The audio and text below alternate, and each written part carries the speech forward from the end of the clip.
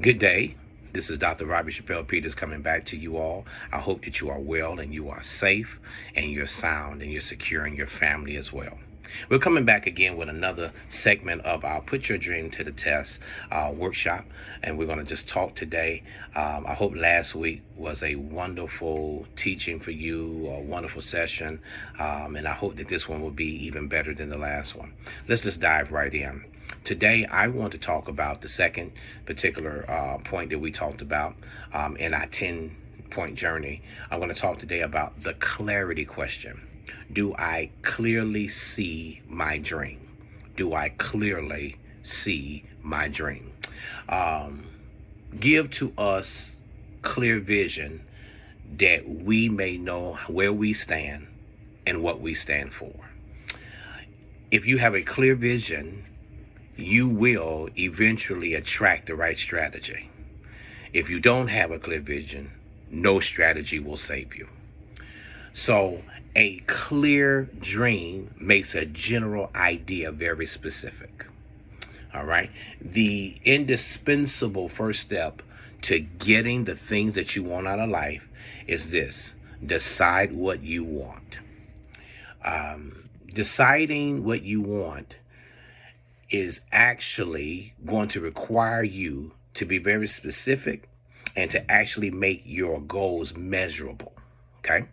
For example, we're going to take a look at some vague notions that I'm going to kind of share with you for a moment, and we're going to put them more into a specific form. Okay. Let me give you a general idea. I want to lose weight. I need to treat employees better. Here's a specific goal. I weigh 185 by June 1. Here is a general idea. I want to get out of debt. But if it's a specific goal, I will honor someone at every Monday staff meeting. Okay? Or I will pay off all of my credit card balances by December 31st. Here's one. I want to learn a new language. The measurable goal is to say, I'm going to study Chinese 1 hour a day this entire year. Here's another. I ought to just get into shape. Here's a specific goal. I'm going to swim 2 hours a day. Or lastly, one that I say all the time, I want to improve my leadership. And here's my goal. I read one leadership book every 14 days. Those are the goals that I set. Now, the reason why I'm going that route is because a clear dream doesn't become clear without effort. Okay, it won't become clear without effort. So for me, the whole process begins with questions that I have to ask myself. The dream, hear me, a dream is always rooted within the dreamer, in their experiences, their circumstances, their talents, but even also their opportunities. So hear me, this is what I ask myself. Number one, what am I feeling? So what are my emotions telling me? What am I sensing? That means, what is my discernment or my intuition telling me? What am I seeing? Which means, what is happening around me? What am I hearing? Which means, what are others saying? And what am I thinking? Which means, what do my intellect and common sense say? Because a clear dream, hear me, affirms your purpose. I think I said that in the last session. So in my effort to clarify my dream, I had to discover that the more clearly I saw my dream, the more clearly I was able to see my purpose. Okay? So a clear dream determines your priority. Okay?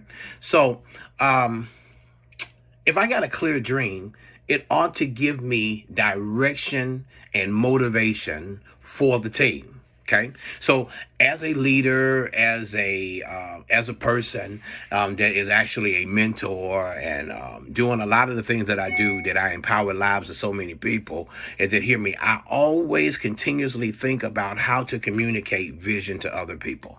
I'm very good at that. I feel I hear that a lot. But hear me, if leaders create a fuzzy picture, then people will follow an equally fuzzy way. All right. So lack of clarity hinders the initiative. It hinders the progression. It will inhibit your persistence in something. It will undermine the follow through. Okay. So followers do not always give their best to something that they don't understand. I've learned that. People don't stay on course for something that they cannot see. Nobody becomes motivated by something they kind of sort of believe in. They got to make sure that they believing in it and they're believing in it well. Okay. That was my second one. Here's my third one. And then I think I'll bid you adieu for the day. The reality question. The reality question. Am I depending on factors within my control to achieve my dream? Let me give it to you again. The reality question. Am I depending on factors within my control to achieve my dream? Reality. Reality is the enemy of fantasies, but not of dreams. People who actually build their dreams on reality normally take a different approach to dreams than they do living in a fantasy land. Okay, so you got to take a look, and we're going to take a look differently of how we approach our dreams. So I'm going to deal with what you call fantasizers and dream builders. Fantasizers and dream builders. And I believe all of us in here have played some role in both of them. Okay, so hear me. I'm going to give you the fantasizers. They rely on luck. They focus on the destination. They cultivate unhealthy expectations, minimizing the value of the work. Then they look for excuses. They create and breed isolation. And hear me, they wait and they avoid personal risk. But here's my favorite. They make other people responsible. That's what fantasizers do. But when you are a dream builder, you rely on discipline. You focus on the journey.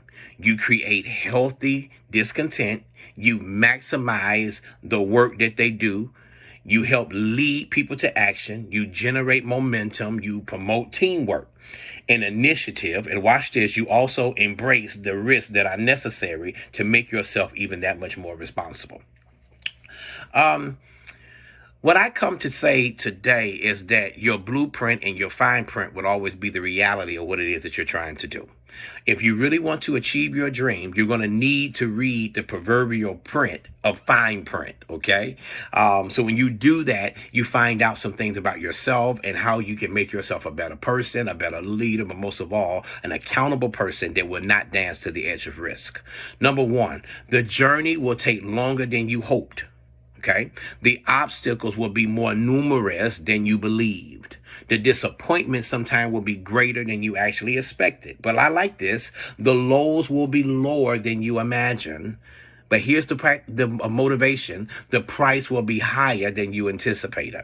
And when you are a dreamer, those are the 5 things that you have to say, hey, this is what my bounce back power must come from. Because I'm telling you, there's going to be a trampoline at the bottom of your pit. So when you hear a no and it goes deeper, the deeper it is, the higher that it can climb. So the more unrealistic your dream is, the more you're going to be tempted to depend on things that you cannot control to try to make them become your reality. So to achieve your dream, you not only need to work hard for it, but you also got to make sure that it plays to your strengths. So what is your dream? What is it that you want to see happen? And then you got to see what your strengths are to come towards that reality. Building on your strengths activates the law of least effort. Okay. The loss of least effort, in my opinion, is about finding your true purpose and finding your true area of excellence. It is actually offended. It is actually offended when you try to do something that other people don't want you to do. They'll call you a fool. They'll call you a fanatic. They'll call you crazy. I work hard because I saw both of my parents work hard. So I'm not afraid of hard work. Matter of fact, I embrace it, and I tell anybody to do that. You can't, you just got to have that. You got to see yourself in your future and see that you can be way better than where you are right now. And that's what I want to say to you in the midst of this pandemic. When we come out of this, we're going to be better people. We're going to be much more stronger. We're going to be much more valuable. But most importantly, we're going going to be that much more impactful to say that we survive the odds and we beat the odds.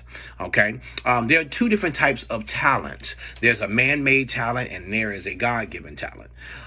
So when you got a man-made talent, you work very hard, but with a God-given talent, you can just touch it and hear me, it'll just come to manifestation. All you got to do is look at it and it'll happen. So if you build your strengths, it will enable you to consistently get good results. I want to say to every last one of you watching me today, maximum effort and maximum strength equals maximum return. Let me give it to you again. Maximum effort and maximum strength equals maximum return. So that's going to be what you need to do. What did I say in this particular session so I can release you for the day? Is that you got to have a starting point. And then you got to have strengths. You got to have a disciplined habit. You got to have potential. And that helps you get to your dream. So that's what I'm saying. Reality is the foundation of your dream. I gave you these two critical questions today for you to think and meditate and ponder on to help you put your dream to the test. Again, my name is Dr. Robert Chappelle Peters. Stay safe, everybody.